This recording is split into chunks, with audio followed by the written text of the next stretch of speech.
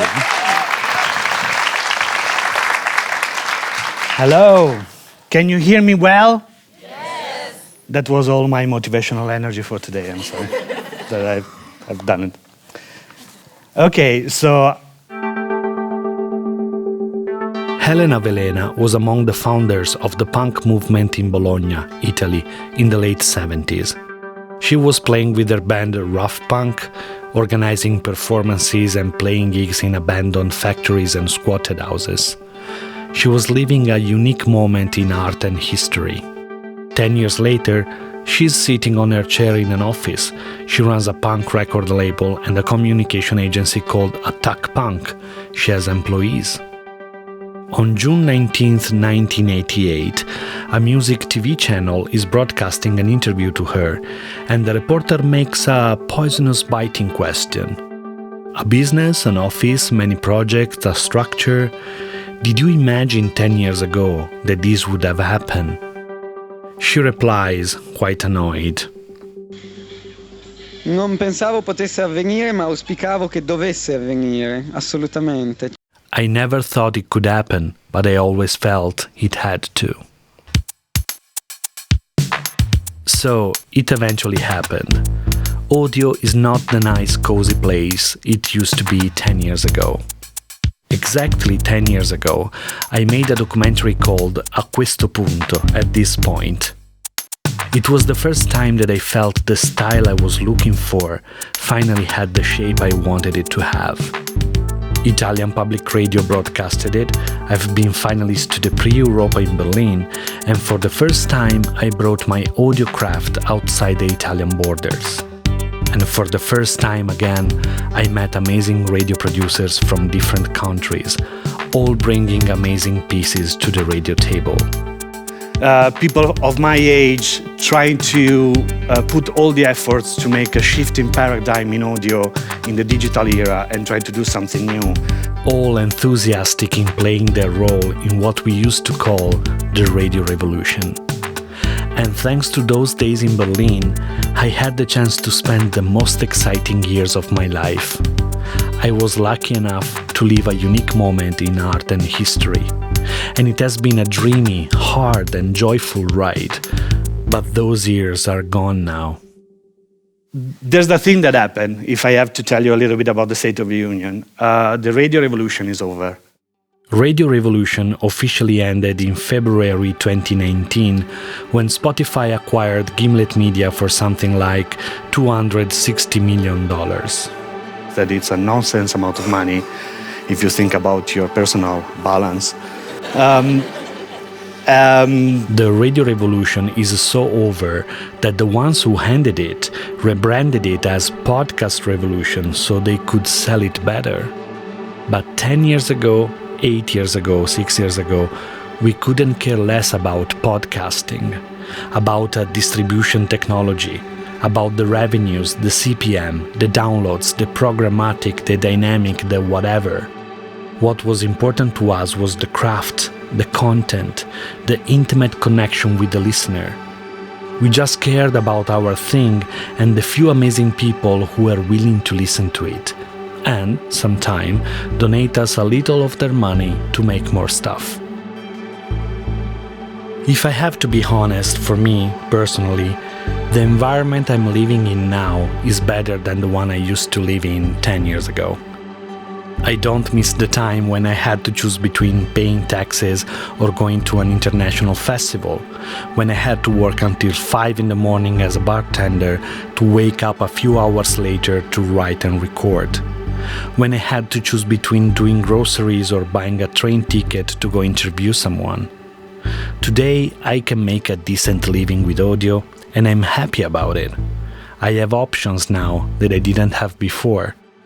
I have more commissioners. I can choose among different projects. I can avoid abusive behavior that I couldn't avoid when my commissioner was just one. But most of all, I have an audience that I never had before. With my tiny independent podcast in Italy, I reach 10-15,000 people every month with my voice, my words, my stories, the stories of the people I think it's worth giving a microphone to. Where then, with my documentaries for public radio, I could reach maybe a few hundreds. A lot of producers do not agree with me. They complain that the industry has ruined the movement, that the quantity has replaced quality, that the craft is not at the center anymore, that all those TV executives taking the jobs that were supposed to be ours are screwing the landscape up, together with all the talents and failed VIP personalities, reading the scripts we have written for them on a microphone that they have never tested before and that they think it's cool just because they saw it on a YouTube video they called podcast. That we are working hours and hours for peanuts on meaningless content that evaporates in a few days. And maybe they're right. I personally think that this time is better than the time before, because I love audio and have been broke all my life, and I'm happy to pay the rent of my room in a shared apartment with audio money. Is it good though? I'm happier, but am I where I deserve to be? Where I am supposed to be? If there is so much money in podcasting, shouldn't I own a house instead of sharing an apartment with 3 flatmates in one of the most expensive cities in Europe in my 40s? On top of all these personal feelings, there are the forecasts, headlines, talks, panels, events announcing clouds on the future of the industry. Is everything collapsing? Is the bubble bursting? Is the wind blowing us away? Are we losing everything? How much time do we have left? Do we have money to make a living, and do we have money to do what we want to do? Why are all these companies that just a few years ago were so excited about jumping into podcasting doing layoffs, closing shows and firing people? So, my goal today is to tell you what is really happening, what is the state of the union. So let me tell you what is really happening. We don't know. I don't know. Nobody knows. The past forecasts by the experts has proven to be wrong many times, almost all the time. We can't rely on them. We only can trust what we can see with our own eyes. And what we see is a few signs of a storm on the horizon. We see some water here and there on the floor of the ship. What we do not see is the captain of the ship. We don't know who the captain is. We don't even know if there is a captain. And if there is someone holding their hands on the ship's wheel, we don't know if they are actually a sailor or if they are just an executive being paid to do some random left and right to throw dust in investors' eyes before everything collapses. We don't know who is making deals with who, if they want to pursue subscription or advertising, if they want chat shows, if they want conversational fiction documentary, because they change idea every 3 months. We don't know. We don't know anything right now. From my angle, I see 2 options. Option 1, the cruise will keep sailing. It's okay, it's fine, we are still gonna make some money, working on an interesting project once in a while. The sailing will be steady, money is gonna keep flowing, everyone is gonna be fine. Or we have option 2. Sorry, I'm bringing some cultural heritage from my country here on the table. The good thing that we do know is that we are not the passenger of the ship. We have always been part of the fleet, and we a little bit forgot about that. We are experienced, passionate audio sailors. We know how to navigate troubled waters. We know how to find the right course. We know how to get a ship on the dock. We have been doing that all our life. What else is taking care of an audio project if not navigating stormy weather and troubled waters? What is going to happen is also up to us, and what is going to happen is going to be decided now. So here are 5 things that I think it's worth focusing on in the present to help the audio ship go in the direction we want it to go. First, our time is now. I wished, that our time would have been a few years ago when an unprecedented stream of money started flowing in the audio environment. We thought, that money is for us, we deserved it, we fought for it, now we can finally work on those expensive ideas we have always had in our bucket list. Well, I don't know each one of you, but I didn't get any of that. That was not our time. Our time is now. Now that a lot of people will jump on artificial intelligence or whatever the next trend is gonna be, now it's our time to take those jobs, to take those projects out of the bucket, to apply for those positions, and to show what an audio producer is capable of, and what audio is capable of. Now is the actual moment where we can make something for the industry that is good. The second point is that we should never believe any rumor that has the word "and" related to audio. There is no such thing as "and", not now, not ever. Podcasting is 20 years old this year. Radio is more or less 100 years old. And the art of giving a shape to our life through words, sounds and music in order to transfer our experience from one another, it's something we, as human species, have been doing for 15,000 years. Because we have to make a sense of what we do every day. Whatever is going to happen in the next future, it will never be an "and". Audio storytelling, narrative storytelling, experimental sensorial storytelling, recorded and reproducible oral history, they're gonna stay here forever. When they're talking about the bubble bursting or something collapsing, they're not talking about us. They're talking about them. For us, now, it's just a matter of what to do next and how to do it.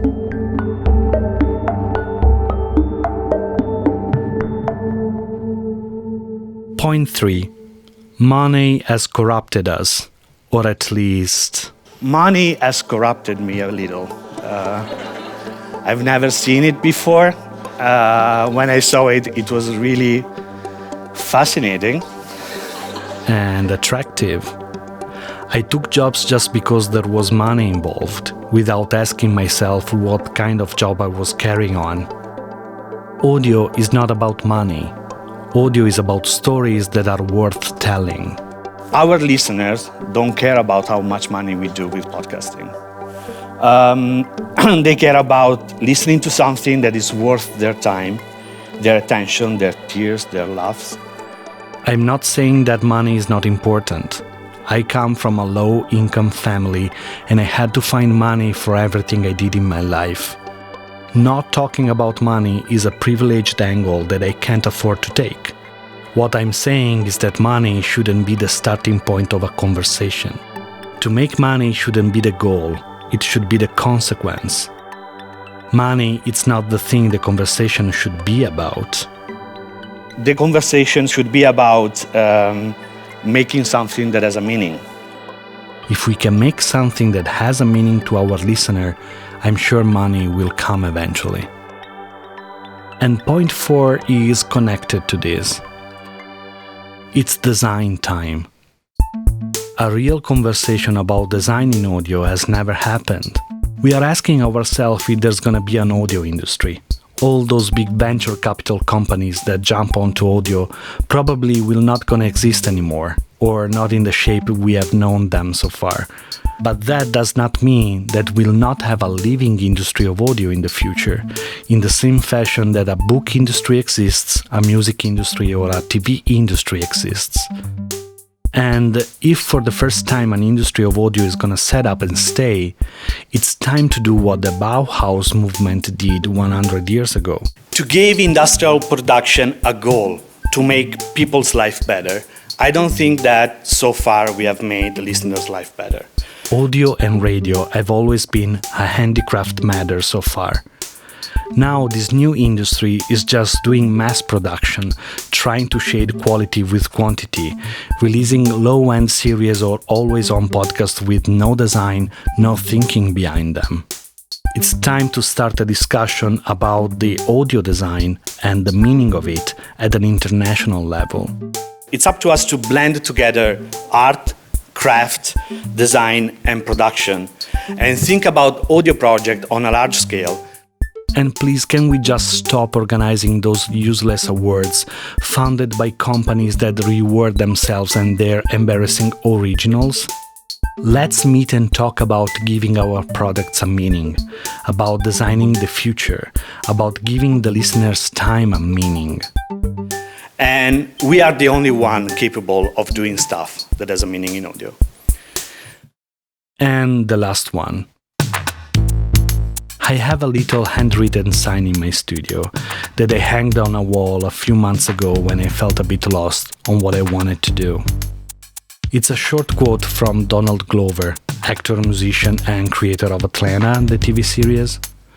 When he started working on season 3, one of my favorite TV seasons ever, he wrote in the writer's room this sign that says, "Do what others cannot." One thing that others cannot do right now, that they don't seem they can do, is to look behind. So we see clouds in front of us, but in front of us, it's not where we should focus on. We have a vast land at our back of things that we missed during this rush that we have been through in the past years. There are unexplored ideas, Unexplored collaboration that didn't happen yet, unions that have never been set up to fight for our rights, voices that have never been represented that are still waiting to speak, steps back that we didn't take when it was time to get out of other people's way, experiments and blends and mixes that cannot wait to be tried for the first time. It's time for us, for me and for you, and for us together today, to do what others cannot, to try what others would never try. As part of the fleet, as you are, I see it as the only way to make happen something that we never thought it could happen, but we still feel it has to. Thank you. Have a good day. Thank you. Jonathan Zenti, thank you so much.